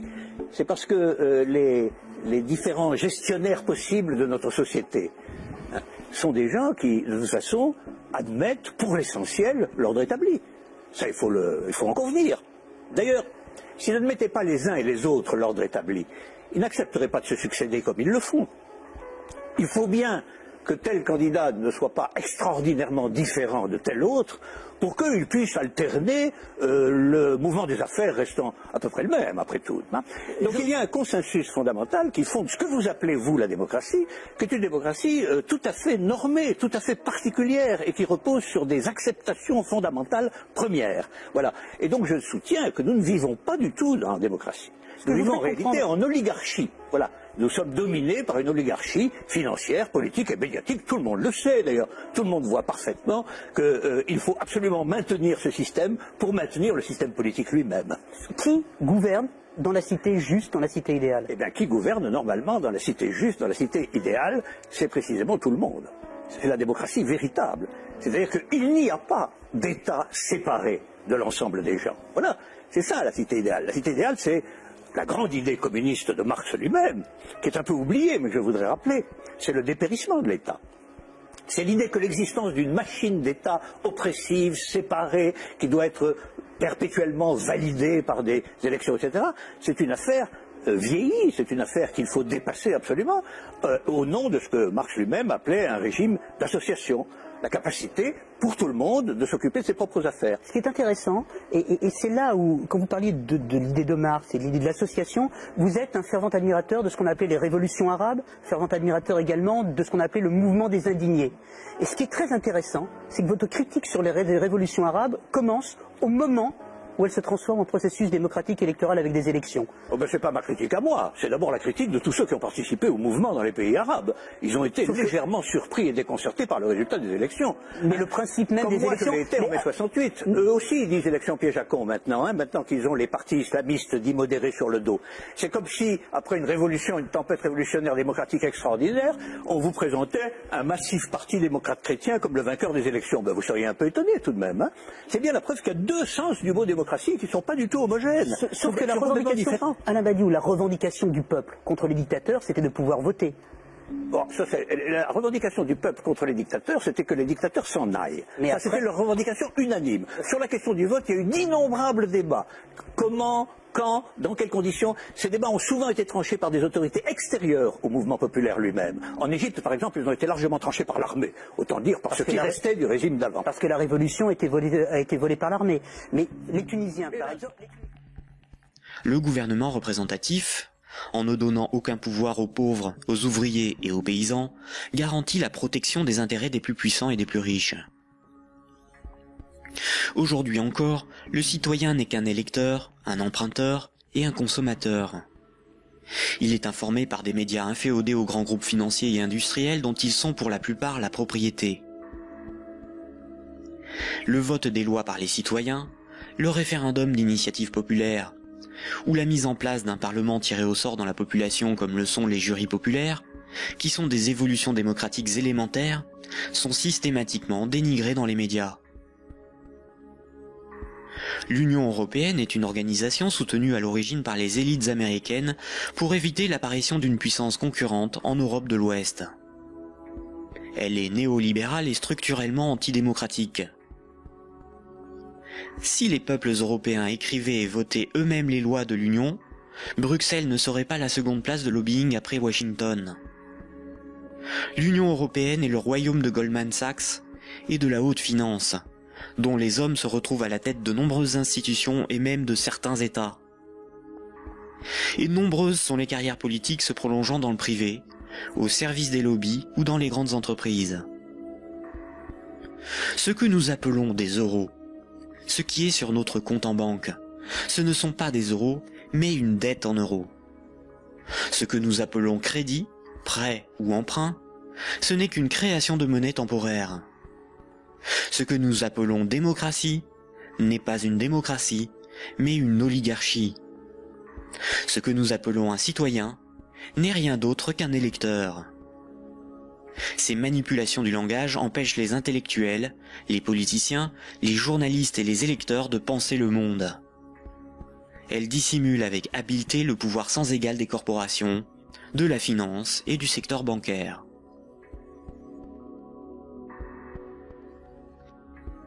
Aujourd'hui, la planète n'est plus capable de se régénérer. L'humanité tout entière est en train de se confronter aux limites de la Terre elle-même et manque de ressources naturelles. Toute croissance économique nécessite beaucoup de matières premières et d'énergie. Or, les ressources de la planète sont limitées. Certaines organisations militent pour qu'une nouvelle approche économique et sociale émerge, pour que nous soyons respectueux de notre environnement et sortons d'une logique de compétition, de surconsommation et de conflit. Certains font la promotion de la décroissance. la décroissance permettrait l'équilibre de l'activité humaine et les ressources de la planète. Mais la décroissance sous-entend une réduction permanente de la demande de crédit, donc une contraction de la masse monétaire qui déboucherait rapidement sur une crise économique majeure. En réalité, les nations sont les esclaves de l'impérieuse nécessité d'une dette perpétuelle pour disposer de monnaie, donc d'une croissance soutenue, impliquant une consommation en progression constante. S'il n'y a plus d'anticipation de revenus futurs, il n'y a plus de crédit, donc la monnaie disparaît, l'État ne peut plus fonctionner et l'économie s'arrête.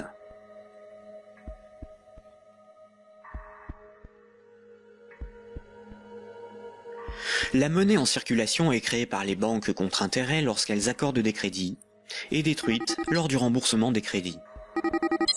Ce cycle monétaire garantit aux banques une rente perpétuelle. Les créanciers sont les banques et le secteur financier, et les débiteurs sont le reste du monde. Notre système économique n'est en rien libéral, puisque nous sommes dépendants des banques pour réaliser le moindre échange économique. Nous ne sommes pas libres de ne pas être endettés. La rareté de la monnaie organise la concurrence entre les individus, entre les entreprises, entre les nations. Les banques créent la monnaie en fonction de leurs propres intérêts, et non en fonction de l'intérêt général. Les conflits armés sont plus lucratifs que la diplomatie. La concurrence, plus dépensière que la coopération. La spéculation plus rentable que le social. Si les banques pouvaient nous vendre l'air que l'on respire, elles le feraient. Pour certains philosophes des siècles passés, voici l'ordre naturel des choses. Le divin représente l'ordre supérieur. L'ordre moral est guidé par le divin, par le sacré. L'ordre politique est guidé, lui, par la morale. Et la finance, elle, est au service de l'ordre politique. Mais si la monnaie n'est plus le reflet des échanges économiques de ceux qui créent les richesses réelles, mais le moyen par lequel ces richesses réelles sont échangées, l'argent devient le maître du monde. Une inversion des ordres s'opère. Le divin est remplacé par l'argent. N'a de valeur que ce qui a un prix. Les marchés font office de morale. Rien ne doit enfreindre les lois du marché, bénéfiques pour l'humanité. La finance est au service des marchés. Les financiers sont les nouveaux prophètes. Ils défendent l'immanente main invisible. La politique et l'État sont au service de la finance, car ils en sont dépendants. Ils sont forcés de défendre les intérêts de la finance au détriment de ceux des peuples. Frédéric Bastiat, économiste politique au XIXe siècle, disait ceci. Quand le pillage devient un moyen d'existence pour un groupe d'hommes qui vit au sein de la société, ce groupe finit par créer pour lui-même tout un système juridique qui autorise le pillage et un code moral qui le glorifie.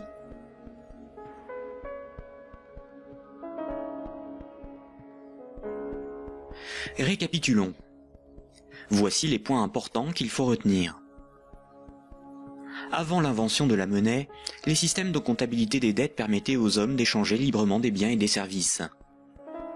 Il était simplement noté ce qui était donné ou les services rendus, à qui et quand, de sorte à s'assurer que chacun donnait autant qu'il recevait.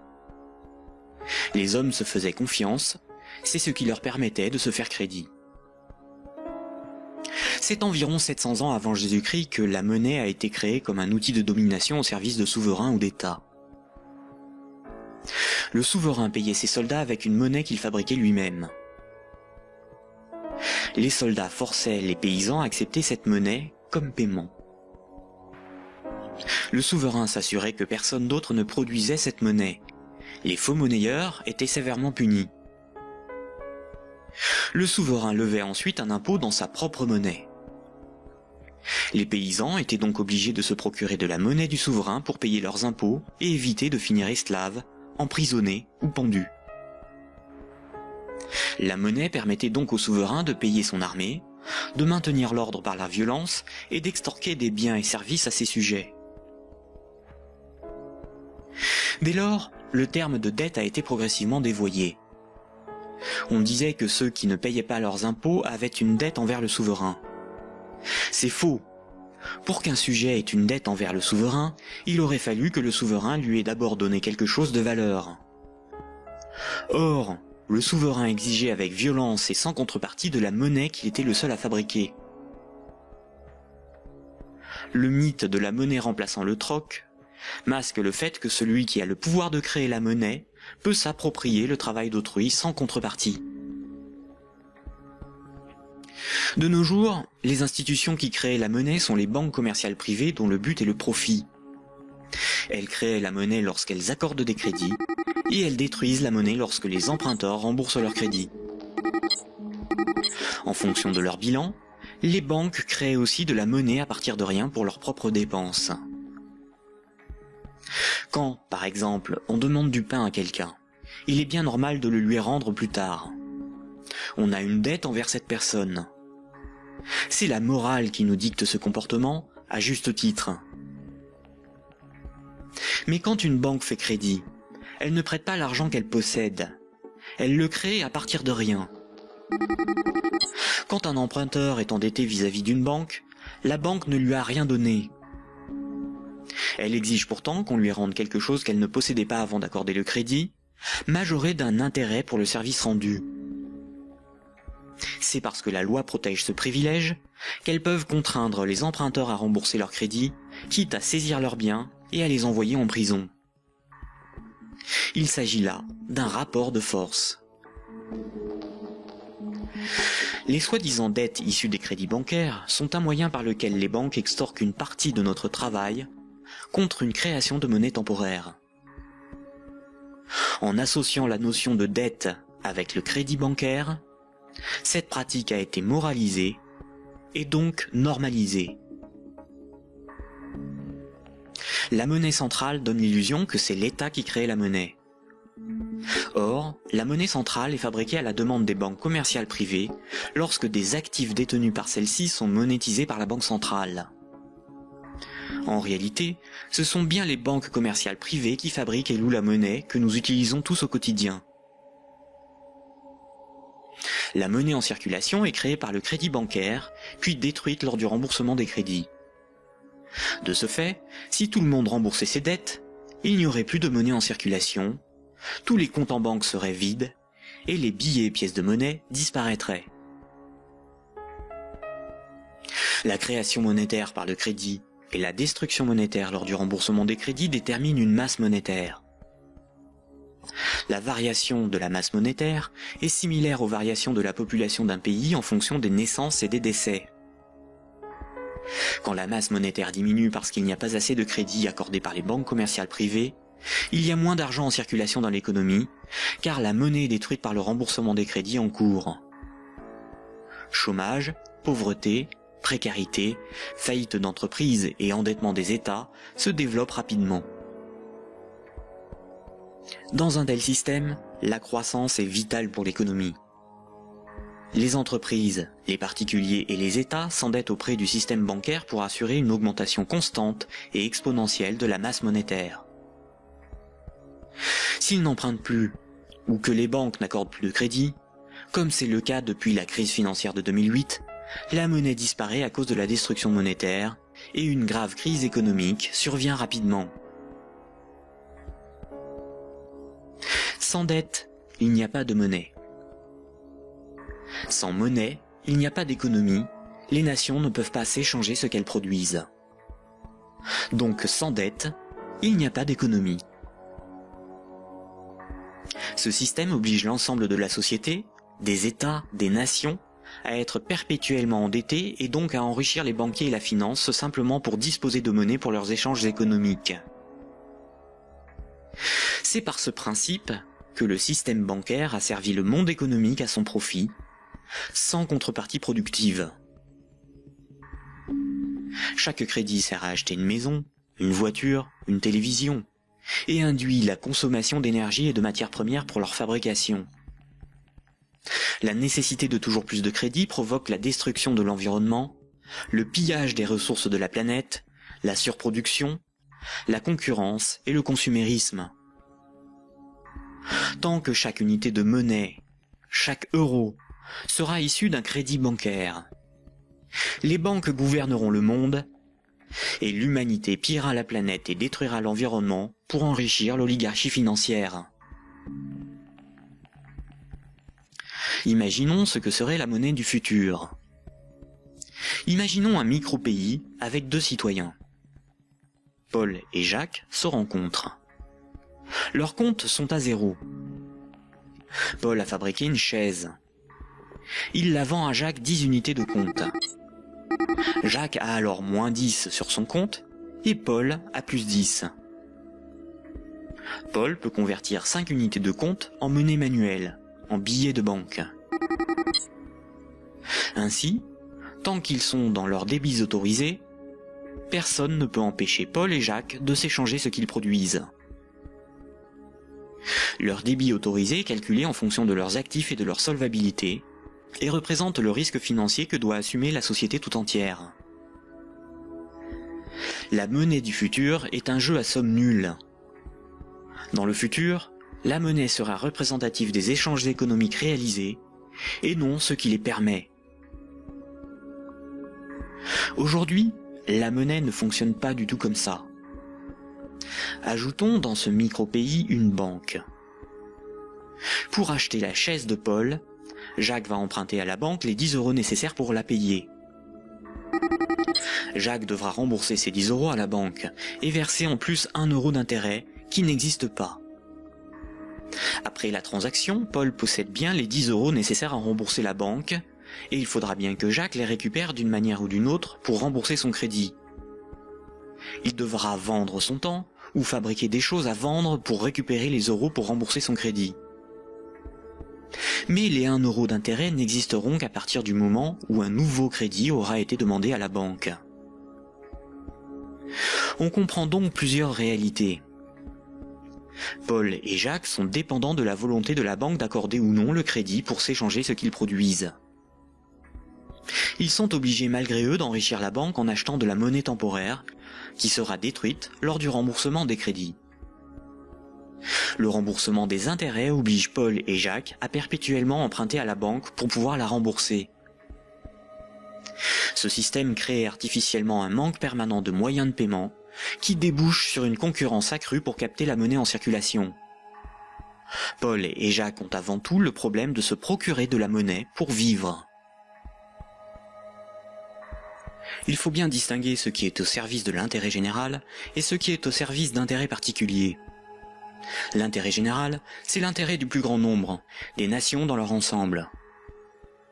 Les intérêts particuliers sont ceux des oligarques, des riches, des gens de pouvoir, des actionnaires, c'est-à-dire une minorité de personnes dans la société et à travers le monde. Prenons la monnaie. La monnaie sert des intérêts particuliers. Elle sert les intérêts de ceux qui la fabriquent, c'est-à-dire les banques commerciales privées et la finance, dont le but est l'enrichissement. La monnaie existe parce qu'il y a ce qu'on appelle des dettes. Ces dettes ne servent que des intérêts particuliers. La bourse et la spéculation, les marchés financiers, représentent très majoritairement des intérêts particuliers. La rémunération de l'épargne et des comptes courants des déposants, de l'homme de la rue, est marginale en comparaison des bénéfices engrangés par l'industrie financière. Le système politique, qui est censé défendre l'intérêt général, est forcé de protéger les privilèges des banques, des corporations et de la finance. Depuis les Lumières et la Révolution française, les régimes politiques basés sur l'élection de représentants ont été voulus parce qu'ils sont antidémocratiques. Ils permettent de défendre les intérêts de la classe supérieure et des élites par l'établissement de collusions toujours plus fortes entre la classe politique et les oligarchies financières et capitalistiques dont ils sont dépendants. La guerre est souvent financée par les riches et les banquiers. Seules des révolutions, des rébellions ou des révoltes se veulent véritablement au service de ceux qui les mènent. Les guerres, elles, ne servent que rarement l'intérêt général. La science, l'environnement, la santé, l'éducation, le progrès technique sont au service de l'intérêt général. En réalité, avec la privatisation de l'ensemble de ces domaines, ils sont de plus en plus au service d'intérêts particuliers afin d'en tirer le maximum de profit. La généralisation de l'économie de marché s'accompagne d'une concentration des richesses telle qu'à l'échelle mondiale, les 85 personnes les plus riches ont autant que les 3,5 milliards les plus pauvres. Et ces disparités ne cessent aussi de s'accroître dans les pays développés. La majorité productive s'appauvrit quand une minorité financière et capitalistique s'enrichit. Les riches n'ont jamais été aussi riches. Comment en est-on arrivé à une telle situation? Pourquoi n'y a-t-il pas de mobilisation ou de révolte contre le capitalisme et la finance déchaînée qui ne cessent de dicter leurs lois aux nations? La dictature parfaite serait une dictature qui aurait les apparences de la démocratie, une prison sans murs dont les prisonniers ne songeraient pas à s'évader. Un système d'esclavage où, grâce à la consommation et au divertissement, les esclaves auraient l'amour de leur servitude. Aldous Huxley, dans Le meilleur des mondes. La croissance, essentielle à la domination de la finance, nécessite des travailleurs consommateurs dociles et manipulables. La télévision les divertit par les jeux, les séries, le voyeurisme de la télé-réalité et un flot d'informations brutes, sans aucune analyse, ne jouant que sur la force des images, l'émotionnel et les peurs primaires. On y fait l'apologie de l'oligarchie, des idoles, du consumérisme, de la légèreté, du sexe et de la bêtise. Consommer, c'est être libre et heureux, réfléchir est futile et ennuyeux. Le vocabulaire est réduit, le sens des mots dévoyé, de sorte qu'il n'est plus possible de penser la réalité. L'éducation est réduite à une forme de conditionnement à la servitude et d'insertion professionnelle. Un individu inculte n'a qu'un horizon de pensée limité, et plus sa pensée est bornée à des préoccupations futiles, moins il peut se révolter.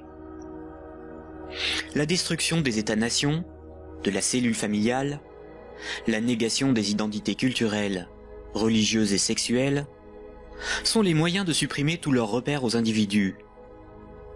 Ils n'ont alors ni l'environnement social et institutionnel, ni les ressources mentales pour s'opposer à la domination mondiale des multinationales et de l'oligarchie financière, politique et capitalistique.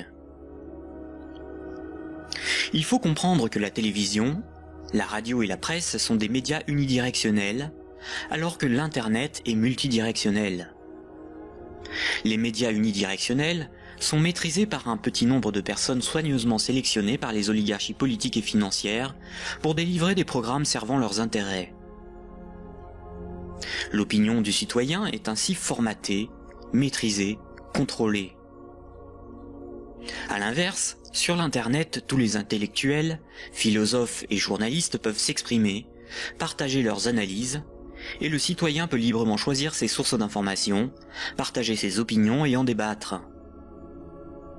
Pour maîtriser la liberté de l'Internet, l'oligarchie crée une fausse dissidence sous la forme de médias qui semblent subversifs, comme Mediapart, Rue 89, Le Canard enchaîné, le magazine Marianne, ou encore des organisations comme Wikileaks, dont la fonction est de canaliser les citoyens les plus critiques sur des sujets sans importance, d'organiser leur indignation, de monter les uns contre les autres, et de décrédibiliser les analyses réellement subversives. Et quand le prêt-à-penser perd trop de terrain, la liberté d'opinion et d'expression n'existe plus. L'Internet tout entier est diabolisé au nom de la démocratie, de la République, ou encore de la lutte contre un terrorisme fictif ou fabriqué. Les grands médias qualifient de racistes, de terroristes, de fascistes, de xénophobes, d'antisémites, de négationnistes, de conspirationnistes ceux qui analysent les faits, critiquent le système et tentent d'en exposer les fondements. Ces grossiers amalgames visent à empêcher le public d'écouter leurs discours, d'étudier leurs arguments et de débattre de leurs idées. Tout comme ce sont les banques qui décident ce qui doit être financé en fonction de leurs intérêts, dans les médias dominants, c'est l'oligarchie qui décide l'information qui doit être diffusée en fonction là aussi de ses propres intérêts. Le contrôle du vecteur soit de la richesse, c'est-à-dire la monnaie, soit de la connaissance et des idées, c'est-à-dire les médias, soit encore du système législatif, c'est-à-dire le gouvernement représentatif non démocratique, sont les instruments de la domination des oligarchies. Dès lors, il ne faut pas tomber dans la provocation, l'extrémisme ou la violence. La violence et la provocation sont ce que le système attend pour justifier la censure, le contrôle d'Internet et la mise en place d'un État policier. Il ne faut pas non plus dépenser son énergie sur des détails. Il faut au contraire remettre en cause les fondamentaux sur lesquels repose ce système de domination. Tous les mouvements progressistes, sociaux ou alternatifs, quelle que soit leur forme, associations, partis politiques, ONG, et quelle que soit leur cause, devraient faire la promotion de 3 changements décisifs pour le monde de demain. Premier point. Remettre la création monétaire au service de l'intérêt général. Tant que ce sont les banques qui décident de ce qui mérite d'être ou de ne pas être financé en fonction de leurs propres intérêts, le pouvoir politique et le libéralisme ne sont qu'illusions. Les banques ne sont pas là pour faire du social ou de l'investissement. Elles sont là pour faire des profits en prenant le moins de risques possible. Deuxième point. La création monétaire par le crédit à intérêt et la destruction monétaire lors du remboursement des crédits forment un système pyramidal obligeant l'humanité à détruire la planète pour le seul profit de la finance. Nous devons mettre en place un système monétaire permettant d'adapter notre niveau de vie aux ressources de la planète et garantir ainsi un environnement viable aux générations futures. Troisième point, instaurer un système politique réellement démocratique. Seule une véritable démocratie permettra de garantir que les 2 premiers points sont durablement défendus. Contrairement à ce que les élites veulent nous faire croire, des peuples éclairés sont tout à fait à même d'établir une politique qui défend leurs propres intérêts et les intérêts des générations futures. Ces 3 points sont intimement liés. Sans une monnaie réellement publique, le lobby bancaire aura toujours la capacité de faire plier les gouvernements et changer les institutions. Un régime réellement démocratique, où c'est le peuple qui vote lui-même les lois, permet à la nation de s'opposer à toute privatisation de la monnaie et est la garante du maintien de la finance au service de l'intérêt général. Une création monétaire publique et l'instauration d'une véritable démocratie sont indissociables, car l'un est le garant de l'autre. Voici quelques mouvements citoyens dont les propositions permettraient des évolutions majeures de la société. La monnaie permanente, le 100% monnaie ou smart. La monnaie permanente s'oppose à la monnaie d'endettement. Elle remplace la création monétaire privée. Elle permettrait la mise en place d'une politique réellement écologique et sociale. Accompagnée d'une véritable démocratie, elle rend leur souveraineté monétaire aux nations. Les systèmes d'échange locaux. Les CEL sont similaires au système de comptabilité des dettes sans monnaie de l'Antiquité. Ils sont totalement indépendants de l'euro, contrairement aux monnaies locales ou complémentaires.